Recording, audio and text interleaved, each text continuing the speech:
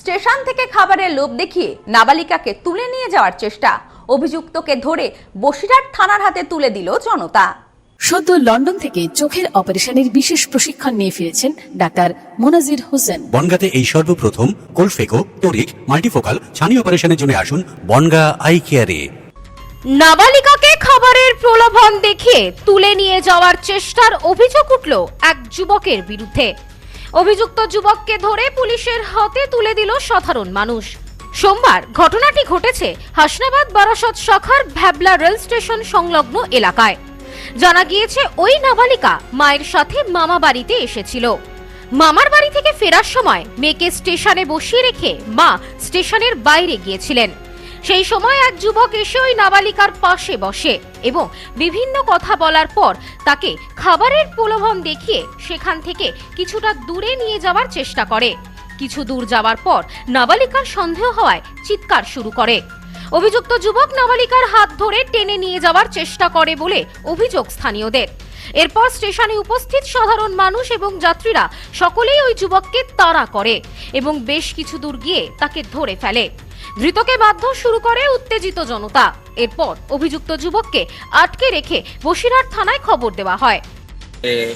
বিকেল নাগাদ দাঁড়িয়ে ছিল স্টেশনের উপরে এবং একটি মদ্যপাবস্থা একটি ছেলে তার পিছনে ধাওয়া করে এবং সে দৌড়াতে থাকে। তাকে দেখে আমরা যখন তাকে ধাওয়া করি সে পালিয়ে যেতে চাই, তাকে আমরা ধরে আনি।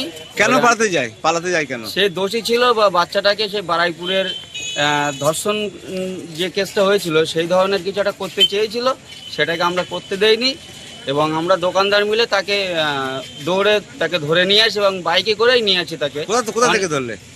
ভ্যাবলা থেকে ধোয়াপাড়া গেট 2 কিলোমিটার দৌড়ে তাকে ধরে নিয়ে এসেছি এবং সে মেয়েটাকে পিছনে অশ্লীল ভাষায় কথা বলছিল। বাচ্চা মেয়ে, ছোট্ট 10 থেকে 11 বছর বয়স। মেয়েটির বাড়ি কোথায়? মেয়েটির বাড়ি কাকড়া মির্জানগর।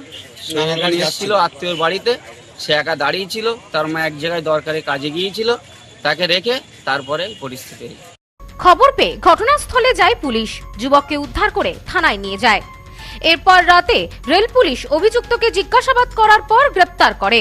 এই বিষয়ে প্রত্যক্ষদর্শী মনিরুল গাজী বলেন, মেয়েটিকে জোর করে নিয়ে যাচ্ছিল অভিযুক্ত যুবক।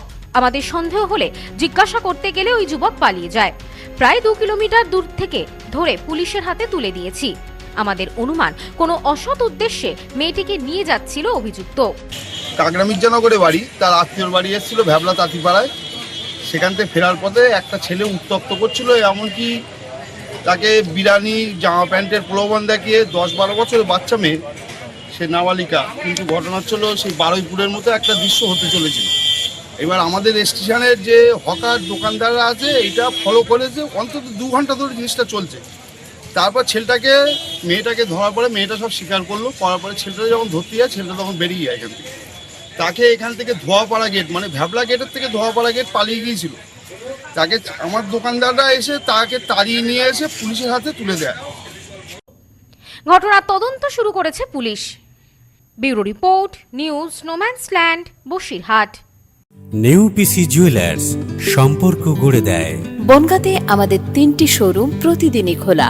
নিউ পিসি জুয়েলার্স, বনগাঁ বাটার মোড়। New PC jewellers branch Kumudin স্কুলের বিপরীতে। New PC jewellers beauty, Motiganj, Hatkhola. আমাদের এখানে সোনা কিনুন পেপারের দামে।